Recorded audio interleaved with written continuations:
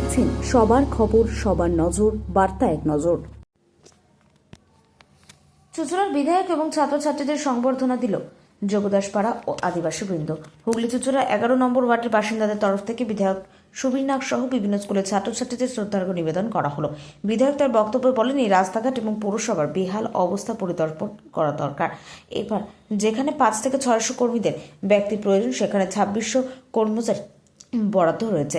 এখানে এক বিরাট অঙ্কের অর্থ বরাদ্দ করার সামাল দিতে হচ্ছে পৌরসভাকে। হিমশিম খাচ্ছে পৌরসভার বিরাট খরচ বহন করতে হচ্ছে, যা কিনা সরকারের রাজস্ব অপচয় হচ্ছে।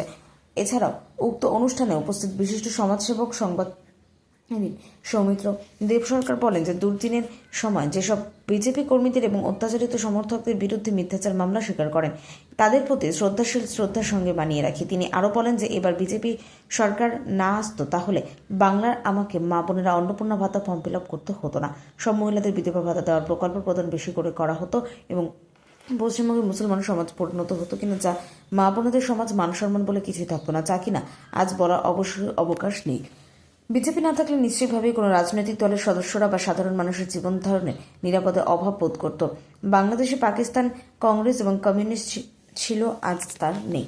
তবুও অবশ্য বলবো যে বিজেপি ভরসা রাখুন, সবেতে সরকার 1 মাসের সন্তান প্রসব করছেন।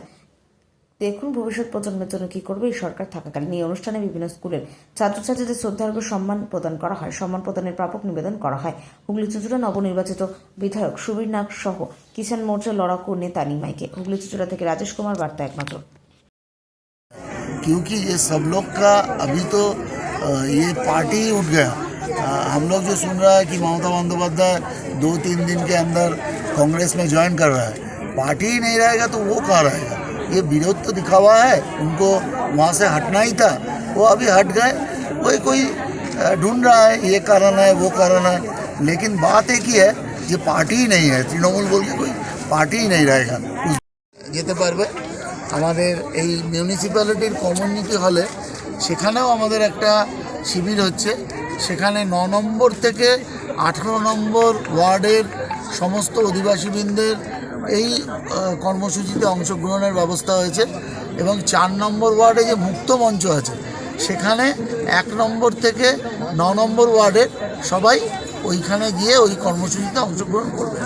তবু একটা কথা বলে রাখি, যদি দেখা যায় কারোর বাড়ি এইগুলোর মধ্যে, হয়তো তার বাড়ির এমন জায়গায় অবস্থান যে অন্য একটি শিবির তার কাছে আছে, সে সেখানে গেলেও হতে পারবে। কারোর জন্য এরকম নেই যে তার যদি বাড়ি থেকে আরেকটা শিবির দূরে হয়, তাকে দূরেই যেতে হবে।